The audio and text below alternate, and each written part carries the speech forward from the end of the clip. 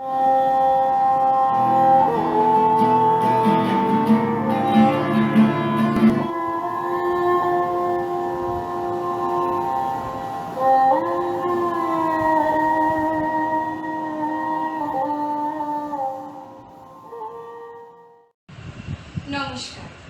ডারবাসিনী কুমারচন্দ্র উচ্চ বিদ্যালয়ে আয়োজিত শিক্ষক দিবস পালনের এই অনুষ্ঠানে আমি আমার স্কুলের সকল ছাত্রছাত্রীদের পক্ষ থেকে কিছু কথা বলতে চাই।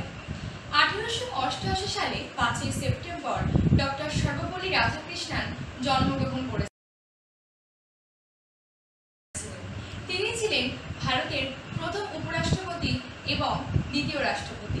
তার পাশাপাশি তিনি ছিলেন একজন আদর্শ দার্শনিক এবং সর্বোপরি শিক্ষক।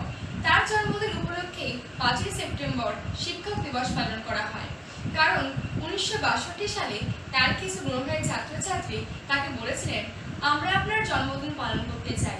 তখন উত্তরে ডক্টর সর্বপল্লী রাধাকৃষ্ণন বলেছিলেন, তোমরা যদি আমার জন্মদিন পালন না করে 5ই সেপ্টেম্বর দিনটি শিক্ষক দিবস হিসেবে পালন করো, তাহলে এই বিষয়টি আমার কাছে অত্যন্ত গর্বের একটি বিষয় হবে। তখন থেকেই অর্থাৎ 1962 সাল থেকে এখনো পর্যন্ত 5ই সেপ্টেম্বর শিক্ষক দিবস হিসেবে পালন করা হয়। 5ই সেপ্টেম্বর আমাদের সকলের কাছে খুবই গুরুত্বপূর্ণ এবং স্মরণীয় দিন, কারণ 5ই সেপ্টেম্বর আমরা শিক্ষক দিবস পালন করি এবং শিক্ষক দিবস পালনের মাধ্যমে আমরা বাংলার সমস্ত শিক্ষক শিক্ষিকার প্রতি জানাই ভালোবাসা এবং সম্মান। 5ই সেপ্টেম্বর শিক্ষক দিবস, কিন্তু শুধু শিক্ষক দিবস বলেই নয়, বাংলার সমস্ত শিক্ষক শিক্ষিকার প্রতি ভালোবাসা সম্মান অটুট থাকুক। 12টা মাস 365টা দিন তারা সর্বদা ভালো থাকুক। জন্মগ্রহণের পর সর্বপ্রথম আমি যার কাছ থেকে শিক্ষা গ্রহণ করেছি তিনি হলেন আমার মা, আমার স্নেহময়ী মা। তিনি আমাকে শিখিয়েছেন এই বিশ্বকে চিনতে, তিনি শিখিয়েছেন সঠিক ভুল বিচার করতে, তিনি চিনতে শিখিয়েছেন অ আ ক খ গাছগাছালিকে। তাই আজকের এই পুণ্যদিনে আমার মা, শুধু আমার মা নয়, বাংলার সমস্ত মাকে জানাই আমার সুশ্রদ্ধেয় প্রণতি। আমরা সকলে ছাত্র, আমরা জীবনভর শিখে চলি, শিক্ষার কোনো বিরাম নেই। তাই জীবনভর আমি যাদের কাছ থেকে শিক্ষা গ্রহণ করতে পেরেছি তাদেরকে জানাই আমার শ্রদ্ধা এবং সম্মান। প্রথমেই আমি যাদের কথা বলবো তারা হলেন আমার শিক্ষকেরা, আমার প্রাথমিক বিদ্যালয়, আমার বিদ্যালয় গৃহশিক্ষক। শিক্ষা ছাড়া আমাদের জীবন মৃতপ্রায়। একজন শিক্ষক আমাদের জীবন দান করেন। ওনারা হলেন মানুষ গড়ার কারিগর, কচি কাঁচা অনভিজ্ঞ একতরি কাদার মতো আপাত নিরীহ শিক্ষার্থীদের সামাজিক ও মানবিক চেতনা সম্পূর্ণ প্রকৃত মানুষ হিসেবে গড়ে তোলা একজন শিক্ষকের কাজ। সমাজের বিভিন্ন শ্রেণীর, বিভিন্ন সংস্কৃতির, বিভিন্ন পরিকর থেকে উঠে আসা বিভিন্ন বয়সে ভিন্ন চিন্তাধারার অপরিণত শিশুগুলির পথপ্রদর্শক হওয়াই একজন শিক্ষকের মূল লক্ষ্য। তাই চাই সুস্থ, স্বাভাবিক এবং উন্নত মানসিকতা। তাই সম্মান, শ্রদ্ধা ও ভালোবাসা দিয়ে মাস্টার মশাইকে জয় করতে হবে, তবে আমরা তার সম্পূর্ণটা নিয়ে নিতে পারবো, সুন্দর রাখতে পারবো শিক্ষায়তনের পরিবেশ। তাই আজকের এই পূর্ণ দিনে আমাদের সকলের শপথ গ্রহণ করতে হবে যে স্কুলের শৃঙ্খলা, স্কুলের সম্মান, স্কুলের মর্যাদা এবং স্কুলের সুস্থ স্বাভাবিক পরিবেশ বজায় রাখাই আগামী দিনে আমাদের একমাত্র লক্ষ্য। সার্থক হবে সর্বপল্লী রাধাকৃষ্ণনের ভাবনা, সার্থক হবে আজকের দিনে আমাদের কিছু বলার চেষ্টা, সম্মানিত হবে শিক্ষক দিবস।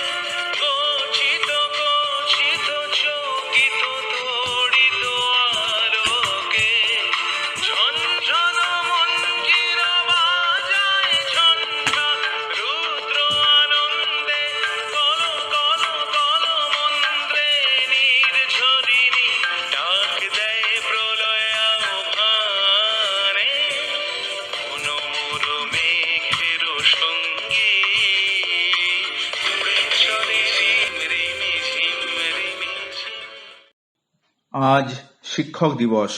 ভারতের প্রথম উপরাষ্ট্রপতি তথা দ্বিতীয় রাষ্ট্রপতি, বিশিষ্ট শিক্ষাবিদ, শিক্ষক, দার্শনিক ডক্টর সর্বপল্লী রাধাকৃষ্ণনের জন্মদিন।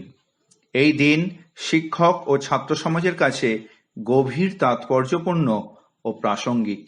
এই দিন মনে করায় এক গভীর অটুট বন্ধনের কথা, যা রয়েছে ছাত্রছাত্রী ও শিক্ষক শিক্ষিকাদের মধ্যে। গুরু শিষ্যের ক্রমবর্ধমান পরম্পরা ও মূল্যবোধের চালিকা শক্তির বার্তা দেয় এই বিশেষ দিন। এই দিন দাবি করে যে অনুসন্ধিৎসার স্ফুলিঙ্গ জাগৃত করেন শিক্ষকগণ ছাত্রছাত্রীদের মধ্যে, সেই অগ্নিশিখা যেন আজীবন প্রজ্বলিত থাকে। শিক্ষক কবি হেনরি লুই ভিভিয়ান ডিরোজিও যে স্বপ্ন দেখতেন তা ছাত্রদের নিয়ে, সেই স্বপ্ন আমাদের সকল শিক্ষক সমাজের। আজকের এই শুভ দিনে আমি তার কবিতা sonnet to the pupils of the Hindu College পাঠ করে শোনাচ্ছি। Expanding like petals of young flowers, I watch the gentle opening of your minds and the sweet loosening of the spell that binds your intellectual energies and powers that stretch like young birds in soft summer hours, their wings to try their strength. Oh, how the winds of circumstances and freshening April showers of early knowledge and unnumbered kinds of new perceptions shed their influence, and how you worship truth's omnipotence. What joyance reigns upon me when I see fame in the mirror of futurity, weaving the chapters you have yet to gain, and then I feel I have not lived in vain. মাননীয় শিক্ষক কবি ডিরোজিওর মতন আমি তথা আমাদের বিদ্যালয়ের সকল শিক্ষক শিক্ষিকাগণ আশাবাদী যে আমাদের ছাত্রছাত্রীরা আগামী দিনে নিজ নিজ ক্ষেত্রে সফল হবে ও প্রকৃত অর্থে মানুষের মতো মানুষ হবে। শিক্ষক হিসাবে এইটুকুই আমাদের পাওনা। এই শুভ দিনে আমার সকল স্নেহের ছাত্রছাত্রী ও আমাদের বিদ্যালয়ের সকল শিক্ষক শিক্ষিকা ও শিক্ষাকর্মীদের ধন্যবাদ জানিয়ে আমি আমার বক্তব্য শেষ করলাম। ধন্যবাদ।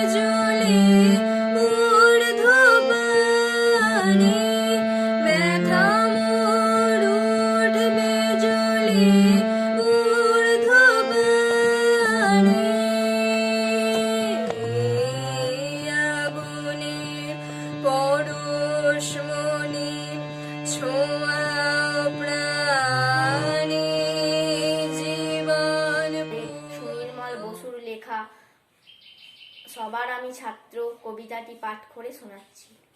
আকাশ আমায় শিক্ষা দিল উদার হতে ভাইরে, কর্মী হবার মন্ত্র আমি বায়ুর কাছে পাইরে, পাহাড় শিখায় তাহার সমান হই যেন ভাই মন, বিশ্বজোড়া পাঠশালা মোর সবার আমি ছাত্র, নানান ভাবে নতুন জিনিস শিখছি দিবারাত্র, এই পৃথিবীর বিরাট খাতায় পাঠ্য যে সব পাতায় পাতায়, শিখছি সেসব কৌতূহলে, সন্দেহ নাই মাত্র। নমস্কার। নমস্কার। আজ 5ই সেপ্টেম্বর শিক্ষক দিবস। ছোটবেলা থেকেই এই দিনটি আমরা নানাবিধ অনুষ্ঠান ইত্যাদির মাধ্যমে পালন করে আসছি আমাদের প্রিয় শিক্ষক শিক্ষিকাদের সম্মান ও শ্রদ্ধা প্রদর্শনের জন্য। যাদের সাহচর্য ছাড়া, যাদের সান্নিধ্য ছাড়া আমরা জীবনের চলার পথের উপযোগী হতে পারতাম না, যাদের নিরলস প্রচেষ্টা যাদের আমাদের প্রাণবন্ত রেখেছে, জীবনে চলার পথে উজ্জীবিত করেছে, ব্যর্থতা সফলতা জীবনের অঙ্গ, এটা শিখিয়েছে আমাদের। তাদের প্রতি প্রথমেই আমি আমার আন্তরিক শ্রদ্ধা নিবেদন করি। বস্তুত ছোটবেলা থেকে তাদের দেখে মনের গভীরে কোথাও একটা হয়তো সুপ্ত ইচ্ছা ছিল যে তাদের মতো হব, যদি হতে পারি। পরম করুণাময় ঈশ্বরের আশীর্বাদে আজ শিক্ষকতার মতো মহান পেশায় নিজেকে যুক্ত করতে পেরে আমি নিজেকে ধন্য মনে করছি। আমরা সবাই জানি আজকের এই দিনটি ভারতের প্রথম উপরাষ্ট্রপতি ডক্টর রাধাকৃষ্ণনের জন্মদিন, এবং আজকের দিনটি তারই ইচ্ছায় শিক্ষক দিবস হিসেবে পালিত হয়ে আসছে। তিনি চেয়েছিলেন তার জন্মদিন শুধু তাকে সম্মান প্রদর্শন, শ্রদ্ধা প্রদর্শনের দিন হিসেবে বিবেচিত না হয়ে সমগ্র শিক্ষক কুলকে সম্মান প্রদর্শনের দিন হিসেবে বিবেচিত হোক। কারণ তিনি নিজেও একজন শিক্ষক ছিলেন, তিনি ছিলেন দার্শনিক, তিনি ছিলেন সফল লেখক, সফল রাজনীতিবিদ। তাকেও আজকের এই দিনে আমার শ্রদ্ধা প্রদর্শন করি। ব্যক্তিগতভাবে আমি মনে করি শুধু প্রাতিষ্ঠানিকভাবে বিভিন্ন প্রতিষ্ঠানে অর্থাৎ স্কুল, কলেজ, বিশ্ববিদ্যালয়ে যারা পড়ান তারাই শিক্ষক, সেটা আমি মনে করি না। সমাজের বিভিন্ন ক্ষেত্র রয়েছে, বিভিন্ন পেশার মানুষজনকে আমরা দেখতে পাই যারা কিন্তু নিজের পেশার বিভিন্ন খুঁটিনাটি বিষয় সম্পর্কে শ্রেষ্ঠ জ্ঞানের অধিকারী। সেই বিষয়টা আমাদের তাদের কাছ থেকেই শিক্ষণীয়। যেমন একজন চাষি জানেন কখন চারা রোপণ করতে হয়, কিভাবে তার পরিচর্যা করতে হয়, কিভাবে ফসল ফলাতে হয়। কিংবা একজন কুমোর ভাই, তিনি জানেন কিভাবে মাটিকে একটি নির্দিষ্ট আকারে এনে নানা অবয়বের রূপ ফুটিয়ে তোলা যায়। কিংবা সেই রাঙামাটির দেশে যিনি পথের ধারে কোনো একটি বাদ্যযন্ত্র বাজিয়ে একটা মেটো সুর সৃষ্টি করছেন, সেটা কিন্তু আমাদের তার কাছ থেকেই শিক্ষণীয়। অর্থাৎ জীবনের আমি এই সমস্ত মানুষগুলোর কাছেও ঋণী। কখনো না কখনো, কোনো না কোনোভাবে আমরা সমাজের অন্য বিভিন্ন পেশায় মানুষজনের কাছ থেকে শিক্ষা পেয়ে থাকি। তাই আমার মনে হয় তাদেরও আজকের এই দিনে একটু স্মরণ করা প্রয়োজন। পরিশেষে যাদের জন্য আমাদের অস্তিত্ব, ছাত্রছাত্রী, প্রাণাধিক প্রিয় ছাত্রছাত্রী, যাদের উপস্থিতি ছাড়া আমাদের উপস্থিতির কোনো মানেই হয় না, তাদেরকে অকুণ্ঠ ভালোবাসা, স্নেহ জানাই। তারা জীবনে বড় হয়ে উঠুক, তাদের মনের গভীরে সুপ্ত বাসনা পরিস্ফুটনের তারা সুযোগ পাক। পরম করুণাময় ঈশ্বরের আশীর্বাদে তারাও জীবনে সফল হোক, এই কামনা রেখে আমি আমার বক্তব্য শেষ করছি। ধন্যবাদ।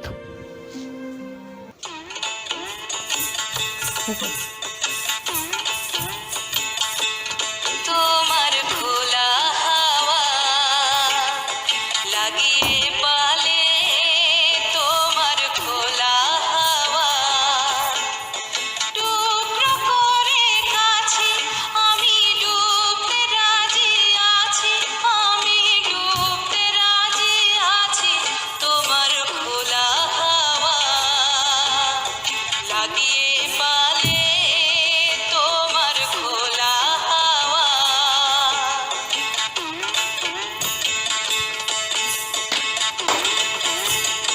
সকাল আমার গেল মিছে, বিকেল যে রয় তারি রেখো না আর বেদনা আর কুলের কাছাকাছি আমি ডুবতে রাজি আছি, আমি ডুবতে রাজি আছি। তোমার খোলা হাওয়া লাগিয়ে পালে, তোমার খোলা হাওয়া মাঝির লাগিয়াছি জাগি সকল রাত্রি বেলা, ঢেউগুলো যে আমায় নিয়ে করে কেবল খেলা। মাঝির লাগিয়াছি জাগি সকল রাত্রি বেলা, ঢেউগুলো যে আমায় নিয়ে করে কেবল খেলা। ঝড়কে আমি করব মিতে, ডরব না তার ভ্রুকুটিতে। ঝড়কে আমি করব মিতে, ডরব না তার ভ্রুকুটিতে। দাও ছেড়ে দাও ওগো আমি তুফান পেলে বাঁচি, আমি ডুবতে রাজি আছি, আমি ডুবতে রাজি আছি। তোমার খোলা হাওয়া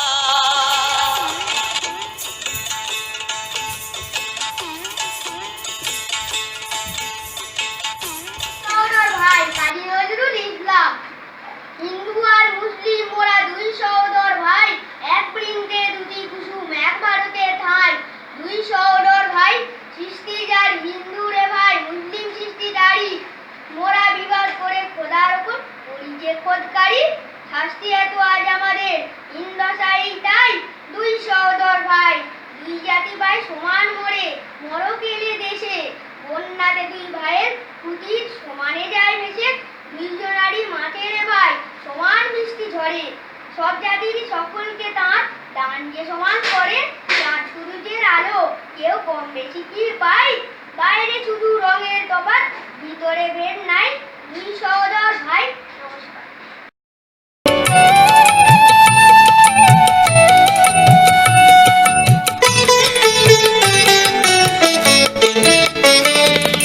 সড়ক তোমার শিশির ধোয়া কুন্তলে, বনের পথে লুটিয়ে পড়া অঞ্চলে। সড়ক তোমার শিশির ধোয়া কুন্তলে, বনের পথে লুটিয়ে পড়া অঞ্চলে। আজ প্রভাতে হৃদয় ওঠে চঞ্চলে, সড়ক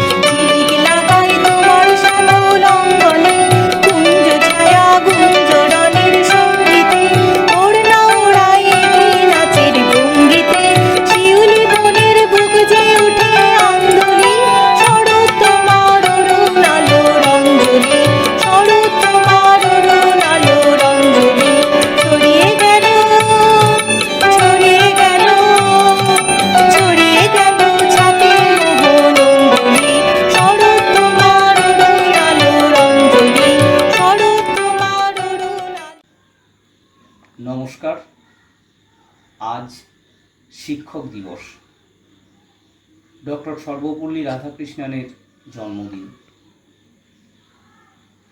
শিক্ষক দিবসকে সামনে রেখে আয়োজিত এই যে অনুষ্ঠান,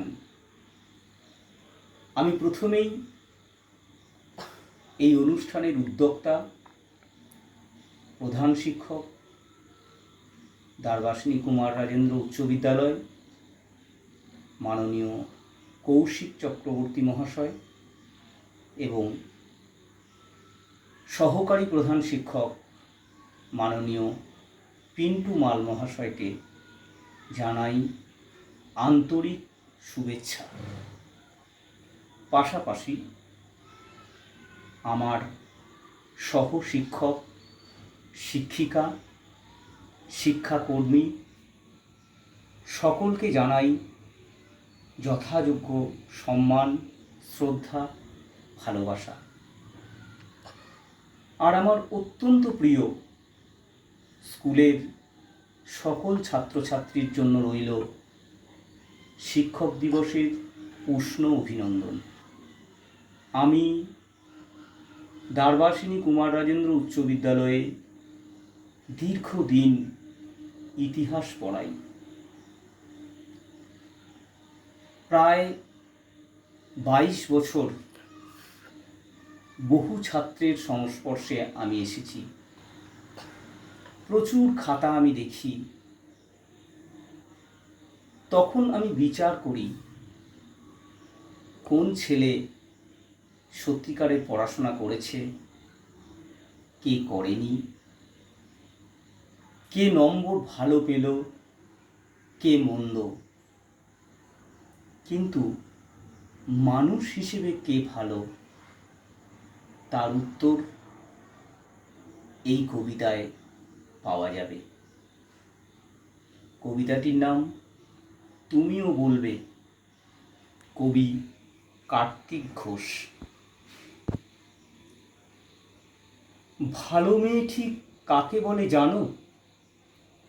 ভালো ছেলের মানে কি? তুমিও বলবে, সহজ প্রশ্ন, মাপকাঠি একটি। যে মেয়ে পেয়েছে অঙ্কে 100, যে ছেলে ভূগোলে সেরা, তারাই তো ভালো। সবাই বলছে হীরের টুকরো এরা।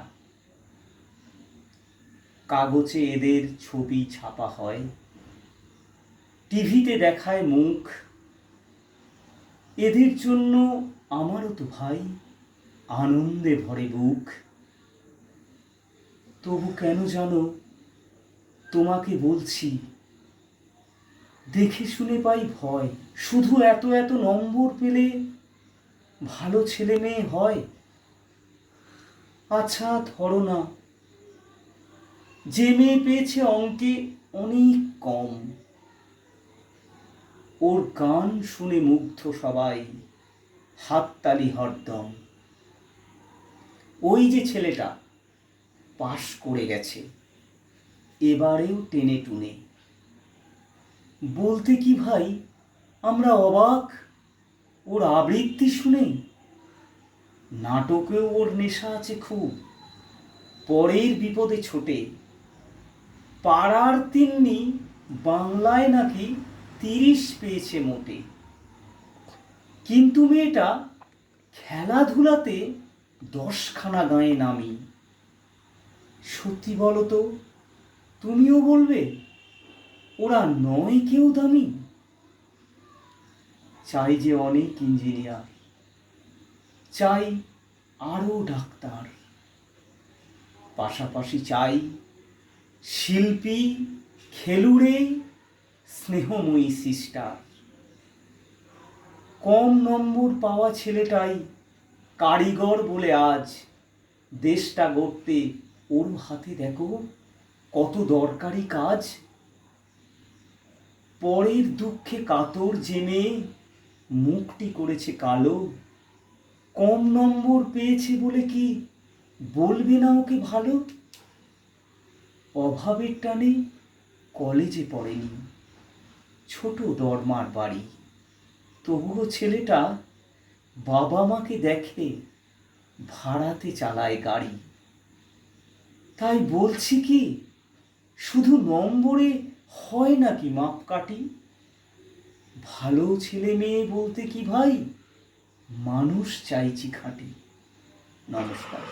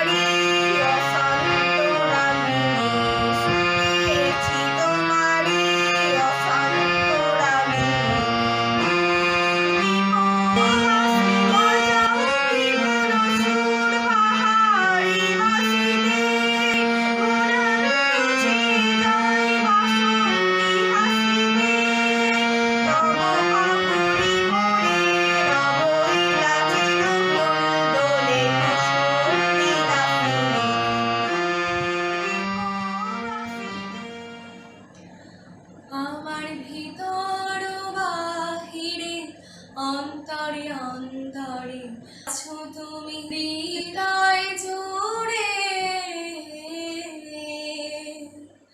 ঢেকে রাখি যেমন ছিল খোলসের আবরণে মুখ তার সুখ, ঢেকে রাখি যেমন ছিল খোলসের আবরণে মুখ তার সুখ, তেমনি তোমার নিবিড় চলা, তেমনি তোমার নিবিড় চলা, হৃদয়ের নিবন্দরে আমার ভিতর বাহিরে অন্তরে অন্তরে আছো তুমি হৃদয় জুড়ে। নমস্কার। আজ 5ই সেপ্টেম্বর শিক্ষক দিবস। মহামানব ঈশ্বরচন্দ্র বিদ্যাসাগর মহাশয়কে শিক্ষক দিবস উপলক্ষে প্রণাম জানিয়ে আমার এই নিবেদন কবি অপূর্ব কুমার কুণ্ডু মহাশয়ের রচিত কবিতা ছিলেন তিনি আছেন তিনি। অনেক বাধা, অনেক বিরোধ, একটি মানুষ ঘিরে চলার পথে এগিয়ে গেছেন, তাকাননি আর ফিরে। ঝড় উঠেছে প্রবলভাবে, বুক পেতেছেন তিনি। সেই মানুষের কাছে এখন আমরা সবাই ঋণী। সবার জন্য একটি মানুষ অন্ধকার এই দেশে জ্বালিয়ে দিলেন আলোর প্রদীপ, উঠল আলো ঘেঁষে। ছিলেন তিনি আছেন তিনি সবার সাথে সাথে, সকল বাধা অতিক্রমের সফল সুপ্রভাতে। নমস্কার। আজ শিক্ষক দিবস। যে সমস্ত শিক্ষক মহাশয়ের কাছে আমি শিক্ষা গ্রহণ করেছি তাদের সকলকে আমার অন্তরের অন্তঃস্থল থেকে বিনম্র প্রণাম, এবং আমার সকল ছাত্রছাত্রীদেরকে অন্তরের অন্তঃস্থল থেকে ভালোবাসা জানাচ্ছি। আজ শিক্ষক দিবসে তোমাদের জন্য একটা ছোট্ট গল্প উপস্থাপন করার চেষ্টা করব। একটা কাল্পনিক বিদ্যালয় যেখানে দুজন ছাত্র ছিল। একজন মাস্টারমশাই তাদেরকে দীর্ঘদিন ধরে বিভিন্ন বিষয় শেখানোর চেষ্টা করেছিলেন। অনেকদিন শেখানোর পর তাদের একটা মূল্যায়নের ব্যবস্থা করলেন মাস্টারমশাই। সেই দুজন ছাত্র হলো আমাদের খুব পরিচিত একটা খরগোশ ও একটা কচ্ছপ। মাস্টারমশাই তাদের মূল্যায়ন হিসেবে একটা দৌড় প্রতিযোগিতার ব্যবস্থা করেন। হয়তো গল্পটা আমাদের অনেকেরই জানা। সেই দৌড় প্রতিযোগিতা শুরু হলো এবং কচ্ছপ অনেক আস্তে আস্তে যায় এবং খরগোশ খুব দ্রুত দৌড় শুরু করলো, এবং সে দেখলো অনেকক্ষণ সে অনেকটা এগিয়ে চলে গেছে, কিন্তু কচ্ছপ তখনও আসতে পারেনি। তাই সে একটা গাছ থেকে বিশ্রাম নেওয়ার কথা চিন্তা ভাবনা করলো এবং সে ওখানে ঘুমিয়ে পড়লো। কচ্ছপ কিন্তু ঘুমোয়নি, ধীরে ধীরে হেঁটে সেই প্রতিযোগিতা শেষ করলো এবং আমাদের সকলের জানা এই প্রতিযোগিতায় বিজয়ী হলো বা পাস করলো কচ্ছপ এবং ফেল করলো খরগোশ। আমরা এখান থেকে যে মোরালটা পাই সেটাও আমাদের ছোট থেকে শেখানো হয়েছে, slow but steady wins the race. তো গল্পের এখানেই শেষ নয়, গল্পের এখানেই শুরু।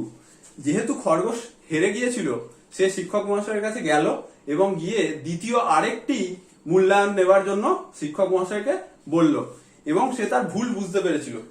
কোনো অবস্থাতেই যে প্রতিযোগিতা হয়েছিল এখানে খরগোশের হেরে যাওয়ার কথা ছিল না।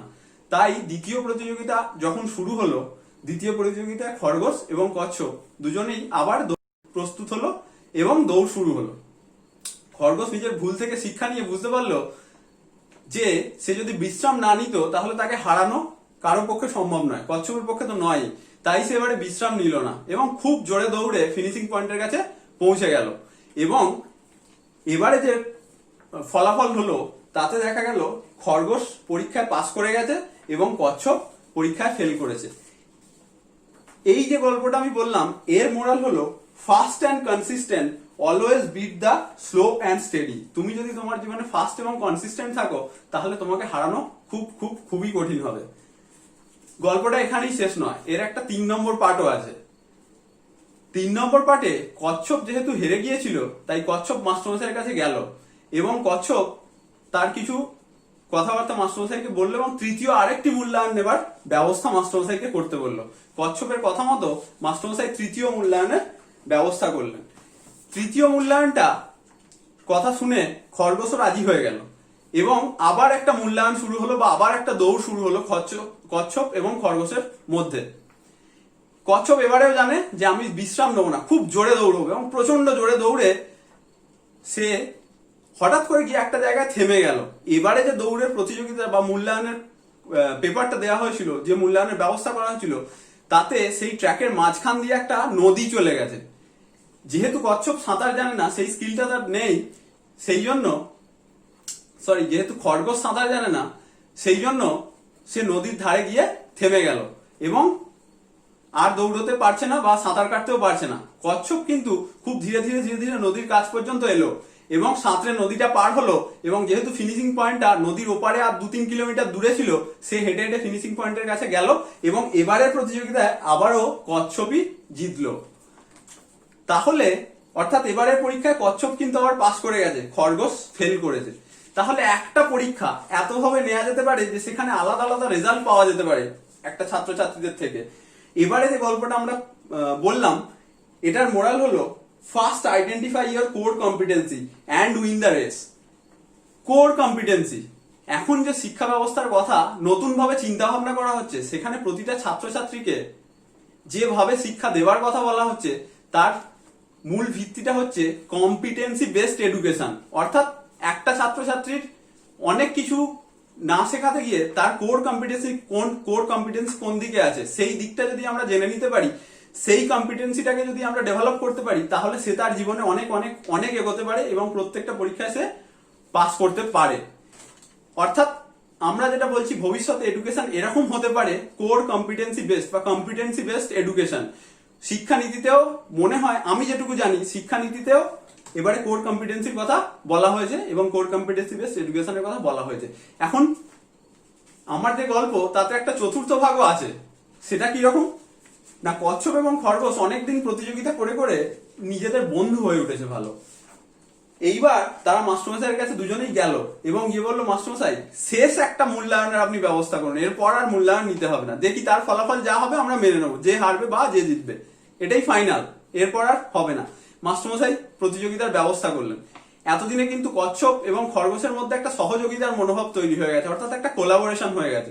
যখন প্রতিযোগিতা শুরু হলো, যেহেতু খরগোশ জমিতে খুব জোরে দৌড়াতে পারে মাটির ওপর দিয়ে, সেই জন্য খরগোশের সঙ্গে সে আগেই ডিল করে নিয়েছিল, দেখো আমরা কোলাবোরেটিভ ওয়েতে লড়বো, সহযোগিতামূলক ভাবে।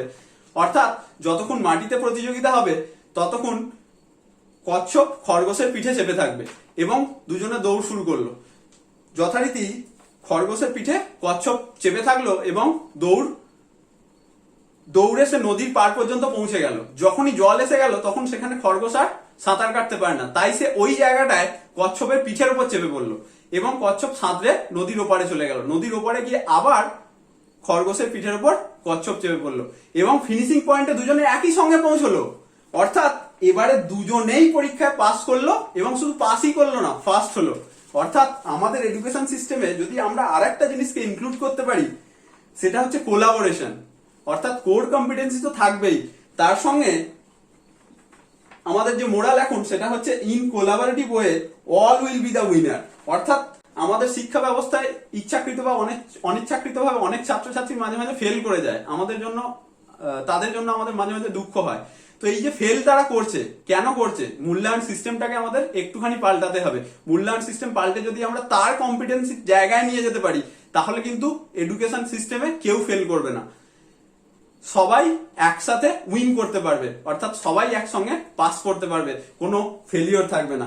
সব ছাত্রছাত্রীকে আবারও আন্তরিক কৃতজ্ঞতা জানাচ্ছি এবং আমাদের বিদ্যালয়ের প্রধান শিক্ষক মহাশয়, সহকারী প্রধান শিক্ষক মহাশয়, তাদের এরকম একটা উদ্যোগকে সাধুবাদ জানিয়ে আমি আমার ছোট্ট গল্প শেষ করছি। তোমরা সবাই বাড়িতে থেকো, সবাই ভালো থেকো, আনন্দে থেকো। ধন্যবাদ, নমস্কার।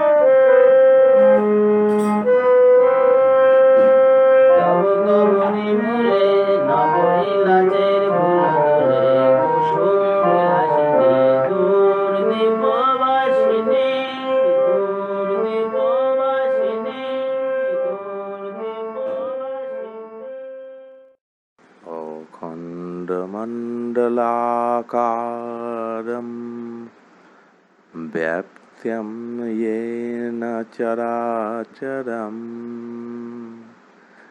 तत्पदं दर्शितं येन तस्मै শ্রীগুরবে নমঃ। এবার আমরা ওই খানিকটা মণিহারা ফণির মতন অবস্থায় সম্মুখীন হয়ে গেছি। যদিও বিভিন্নভাবে ছাত্রছাত্রীদের সঙ্গে আমাদের যোগাযোগের জায়গা প্রধান শিক্ষক মহাশয় এবং আমাদের সহকারী প্রধান শিক্ষক মহাশয় রেখে চলেছেন, আমরাও সেই প্রচেষ্টার সঙ্গে সহযোগিতার জায়গায় থাকবার চেষ্টা করি। তবুও এবারের এই প্যান্ডেমিক সিচুয়েশনে একটু আলাদা রকম। প্রধান শিক্ষক মহাশয় আমাকে বললেন যে এবারে 5 সেপ্টেম্বরটা ডিজিটালভাবে পালন করার একটা প্রচেষ্টা তিনি করছেন। সেখানে কিছু কথা বলতে, এমন একটা দিন এবং এমন একটা বিষয় যেখানে আমার মতন মানুষের প্রবেশ করাটাই খুব দুরূহ। এখন সেই প্রচলিত ধারাই বাহিত হয়ে চলেছে। পরবর্তীতে সেই দিনটি সত্যি সত্যি তাঁর ইচ্ছাকে সম্মান জানাতে শিক্ষক দিবস হিসাবেই পালিত হয়ে থাকে। এবারও তার ব্যতিক্রম নয়। এখন শিক্ষক কে, শিক্ষা কি, এই সমস্ত খুব গূঢ় বিষয় নিয়ে আলোচনার ক্ষেত্র তৈরি হয়, কিন্তু আমার সামর্থ্যের জায়গা থেকে সেটুকুই আমি শেয়ার করছি, যেখানে আমার দৃষ্টিভঙ্গিটা ফুটে উঠবে। শিক্ষা সম্পর্কে আবার সেই বহুল প্রচলিত একটা উক্তি মনে আসছে, সা শিক্ষা ইয়া বিমুক্তয়ে। সেটাই শিক্ষা যা মুক্তির পথ দেখায়। মুক্তি হচ্ছে অজ্ঞানতার থেকে মুক্তি, মুক্তি হচ্ছে জ্ঞানের আলোকে আলোকিত হওয়া প্রাণ। সেই মুক্তি শিক্ষার মাধ্যমে আসে বলে আমাদের প্রাচীন মুনি ঋষিদের বিশ্বাসের জায়গা ছিল।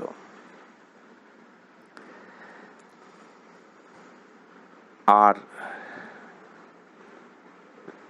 মানবের সেই প্রাণে জ্ঞানের আলো ছড়িয়ে আলোকিত করে দেওয়ার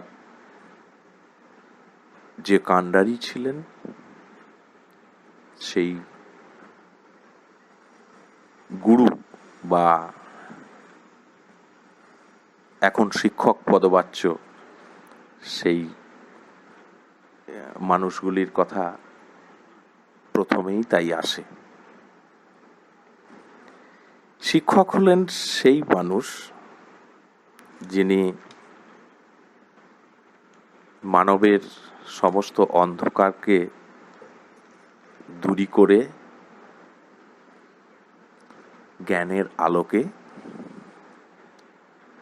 চক্ষুর এক নববিকাশের উন্মিলনের ক্ষেত্র স্থাপিত করেন।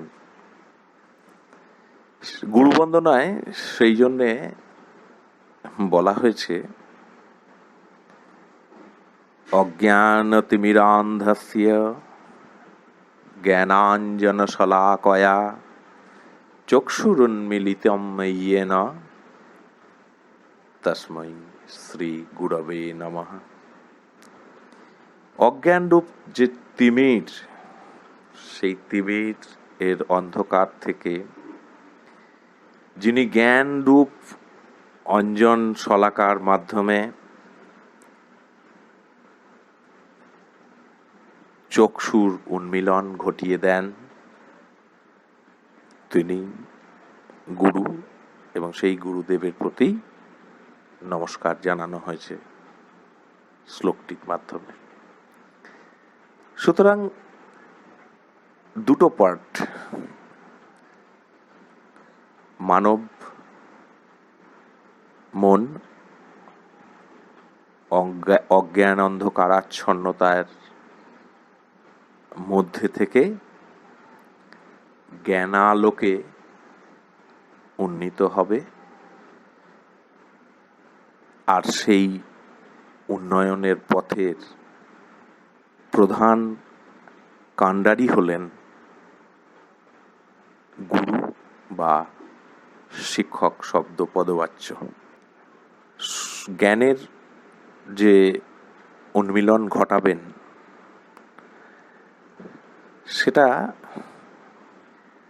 সেটা কেমন, খানিকটা একটা উদাহরণের সাহায্যে একজনের উক্তির মাধ্যমে বললে ভালো ব্যাপারটা পরিষ্কার হয়।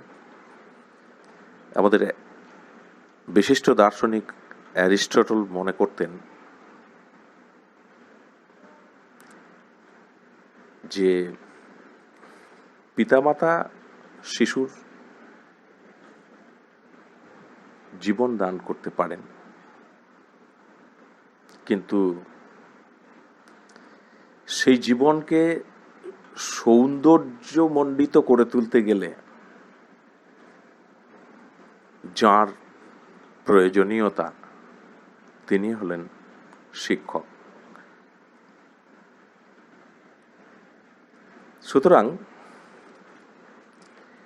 জীবনকে সৌন্দর্যে মণ্ডিত করবার জন্যেই শিক্ষকের প্রয়োজনীয়তা। নূতনভাবে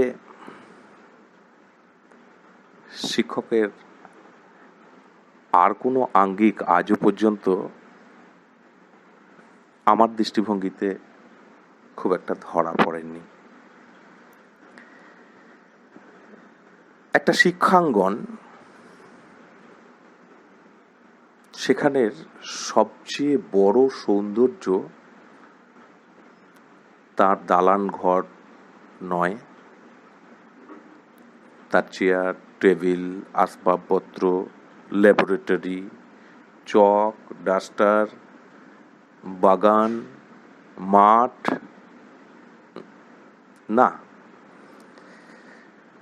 সবচেয়ে বড় সৌন্দর্য হলো সেখানে থাকা শিক্ষক। এই আমরা যারা শিক্ষক, শিক্ষকতার গৌরব ব্রতে দীক্ষিত, আমাদের অহংকারের জায়গাও রয়েছে। আমরা কাউকে স্যার বলি না, আমরা শুনি।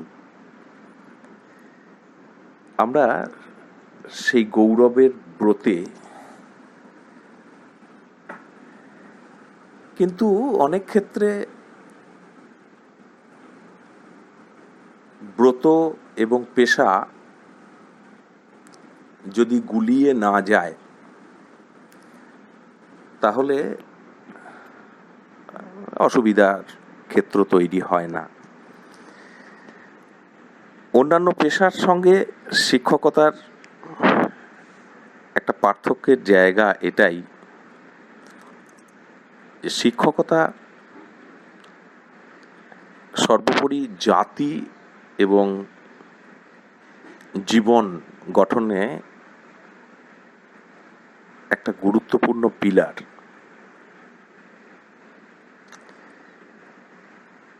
আমার ভালো মনে পড়ে,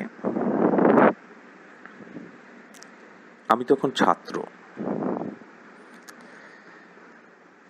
আমাদের বাংলা পড়াতেন এনএনসি বলে একজন মাস্টারমশাই। বয়োবৃদ্ধ মানুষ, ক্লাসে আসতেন যখন, তখন মনে হতো না যে তিনি আমাদের ক্লাসটাকে খুব সদর্থক জায়গায় নিয়ে যেতে পারবেন। কিন্তু আসার পর সেই বয়োবৃদ্ধ মানুষটি, একেবারে রিটায়ারমেন্টের কাছাকাছি তাকে আমি দেখেছিলাম, বাংলা সাহিত্যের যে পাঠ আমাদের দেওয়ার জন্য তিনি মনস্থির করে আসতেন, সেই পাঠ এবং পাঠের সঙ্গে প্রয়োজনীয়তার পিছনে পিছনে আমরা তার যে গতি, যেন সারা পৃথিবী আমাদের এই বাংলার বিষয়কে নিয়ে তিনি ছুটে বেড়াতেন। খানিকটা সেই রকম অশ্বারোহীর মতন স্যার যেন ছুটছেন, আর আমরা এক ঘর ছাত্রছাত্রী তার পিছনে পিছনে সেই নূতনকে জানবার আগ্রহ নিয়ে ছুটে চলেছি। ছুটতে ছুটতে অনেক সময়, বেশিরভাগ সময় এরকম হতো, স্যার তো এই এলেন, ঘন্টাটা পড়ে যেত। ঘন্টা পড়ে গেলেই মনে হতো স্যার তো এই এলেন আর এই ঘন্টা পড়ে গেল, বোধহয় ভুল হয়েছে কিছু। কিন্তু না, স্যারের সেই পড়া শুনতে শুনতে আমরা কখন যে নিজেদের মধ্যে থেকে হারিয়ে গিয়ে সেই বিশ্বভ্রমণের অংশীদার হয়ে যেতাম, আর সময় তার নিজস্ব চালে আমাদেরকে সেই ক্লাসের সমাপ্তির কথা জানিয়ে দিত, যেটা আমাদের মনে দাগ কাটত, যেটা আমরা চাইতাম না এটা মনে হতো।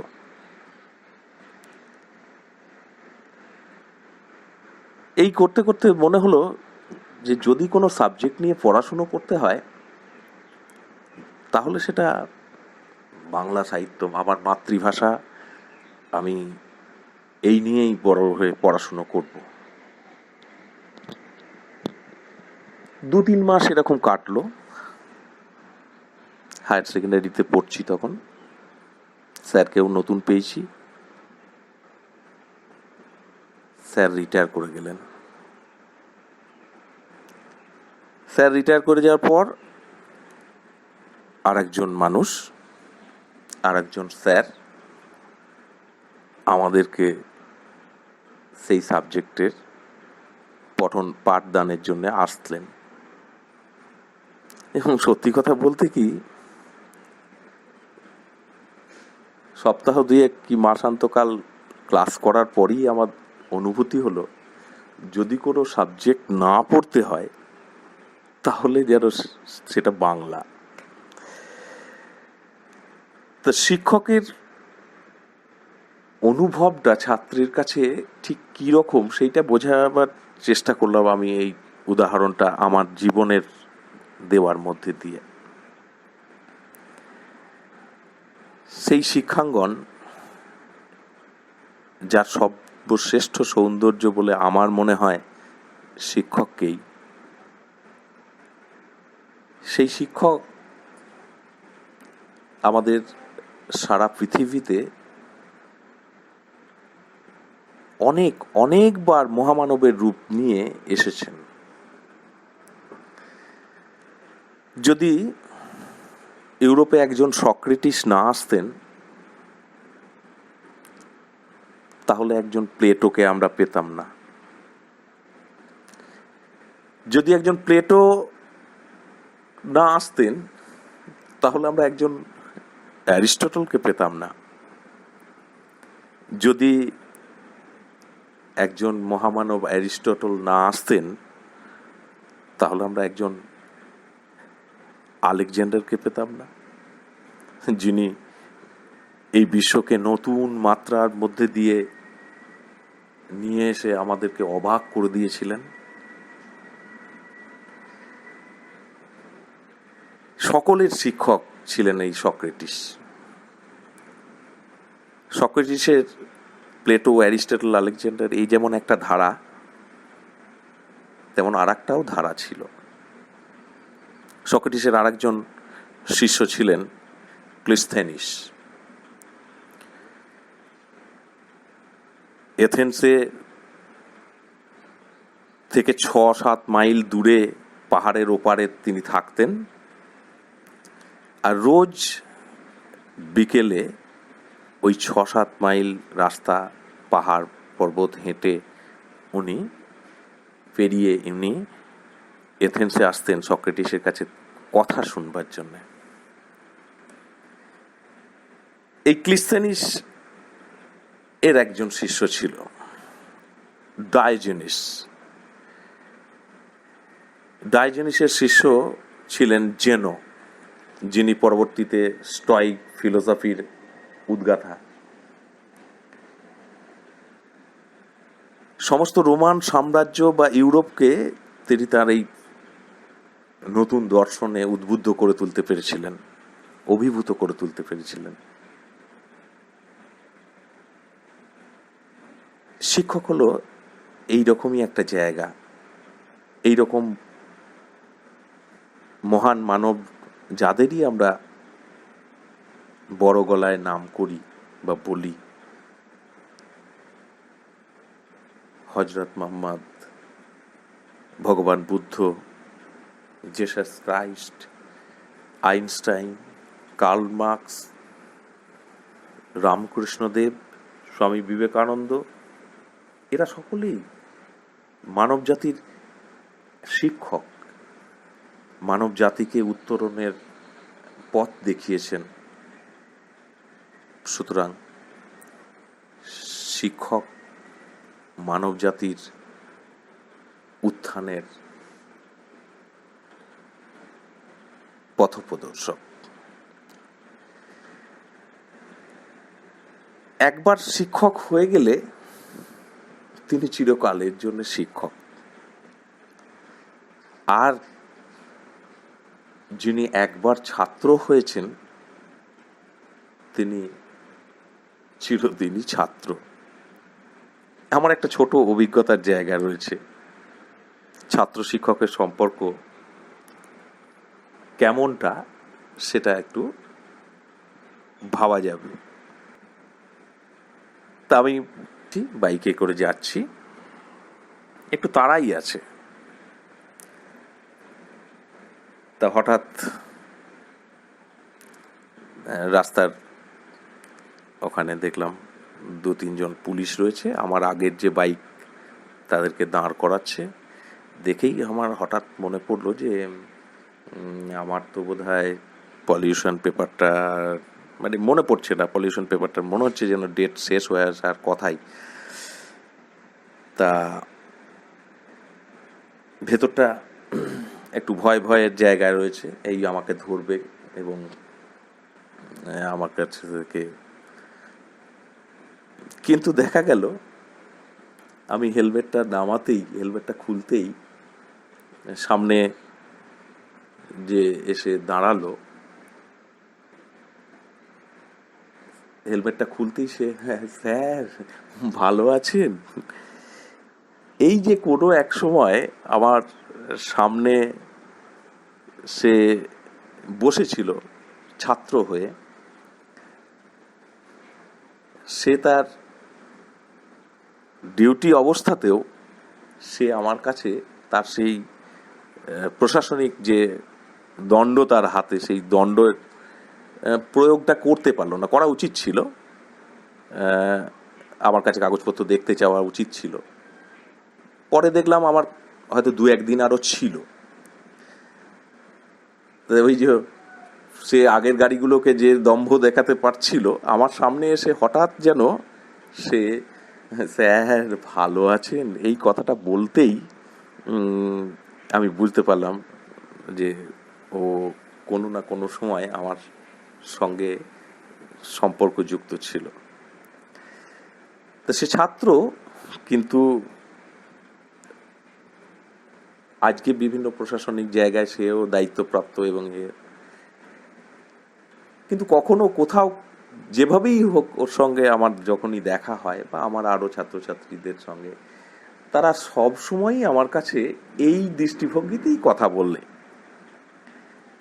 এর মূল কারণটা হলো ও চিরজীবন ছাত্র আমার কাছে, আর আমি ওর কাছে চিরজীবন শিক্ষক মহাশয়। আমাদের এই ছাত্র শিক্ষকের সম্পর্ক অতি প্রীতিময় সম্পর্ক। এখানে আমাদের কোনো জাতপাত নেই, কোনো উৎকোচ নেই। এখানে আমরা একে অপরের সঙ্গে ওতপ্রোতভাবে জড়িয়ে। গ্রাম থেকে, প্রত্যন্ত গ্রামের হতদরিদ্র পরিবার থেকে যে সমস্ত ছাত্রছাত্রীরা প্রথম আমাদের ক্লাসে বসে, তাদের কাছে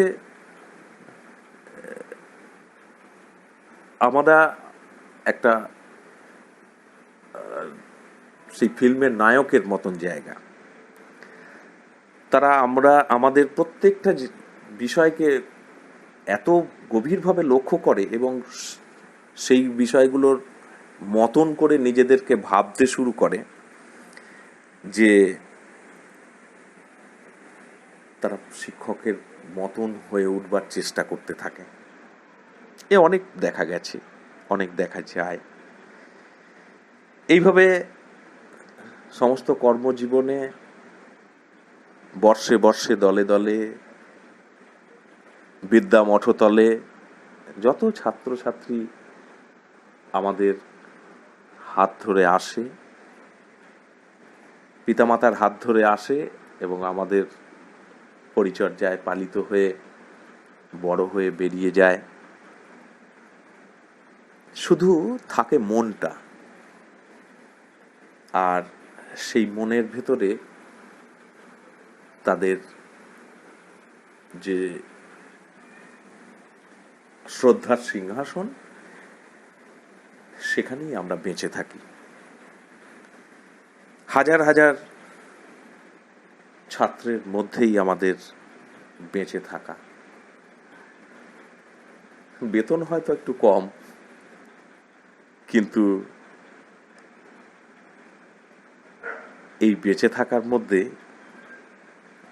আমরা এক অলৌকিক আনন্দ উপলব্ধি করতে পারি। রবীন্দ্রনাথের মতন তাই ওই উপলব্ধির মাঝে বলতে ইচ্ছা হয়, মরিতে চাহি না আমি সুন্দর ভুবনে, মানবের মাঝে বাঁচিবারে চাই। আচ্ছা, সকলকে আবারও শ্রদ্ধা এবং শুভেচ্ছা জানিয়ে আমি আমার এই বক্তব্য, ছোট্ট প্রচেষ্টা এখানেই শেষ করছি।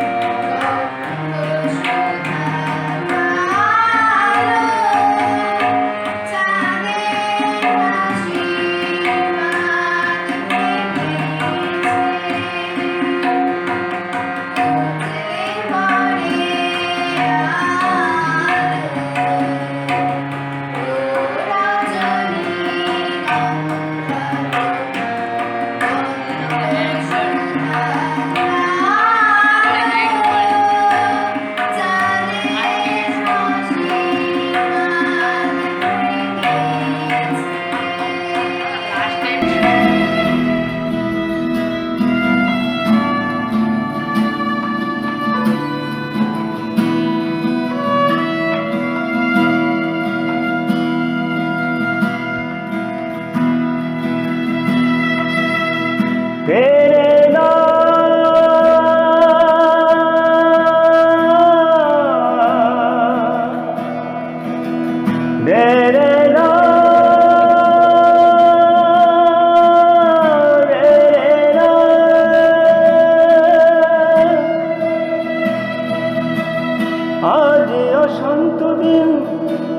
থাকা আশাহীন তবু পথ চাওয়া ধূসরে আকাশে আজ কাল নেবে বধূ সাজ, এই বিশ্বাসে সংগ্রাম একে একটা নাম ভেসে তাই গান গেয়ে স্বপ্ন বেঁচে যায়, একে একটা নাম ভেসে তাই গান গেয়ে স্বপ্ন বেঁচে যায়। প্রশ্নরা তবু শোধ হয়ে কবে পৃথিবী আবার শান্ত হবে, পৃথিবী আবার শান্ত হবে একদিন, ঝড় থেমে যাবে, পৃথিবী আবার শান্ত হবে, পৃথিবী আবার শান্ত হবে।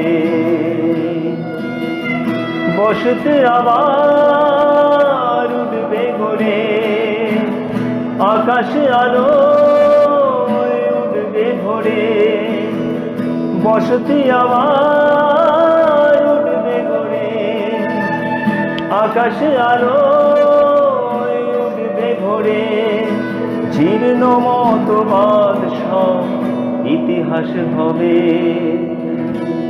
পৃথিবী আবার শান্ত হবে, পৃথিবী আবার শান্ত হবে।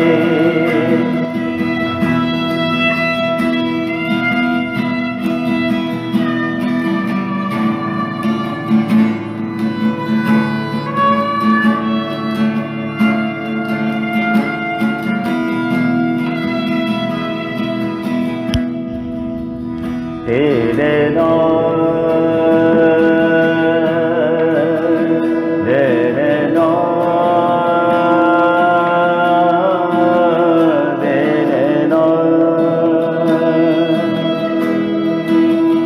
दु चोखे आषाढ़ हाय खराज चेतनाय प्रत्याशा फानुषे बदलाय भाषा आज सेतु रय ভাষা আজ অন্তরায় কাব্যেরা কাঁদে যন্ত্রণা এই সরসজ্জায় আজ অর্জুন নেভাতে সে তৃষার আগুন এই সরসজ্জায় আজ অর্জুন নেভাতে সে তৃষার আগুন বহু প্রাণী যদি মিশে যায় তবে পৃথিবী আবার শান্ত হবে, পৃথিবী আবার শান্ত হবে একদিন, ঝড় থেমে যাবে, পৃথিবী আবার শান্ত হবে, বসতে আবার উঠবে ঘুরে, আকাশে আলো উঠবে ঘুরে, বসতি আবার উঠবে ঘুরে, আকাশে আলো উঠবে ভরে, জীর্ণ মতবাদ ইতিহাস হবে, পৃথিবী আবার শান্ত হবে, পৃথিবী আবার শান্ত হবে। ধীরে না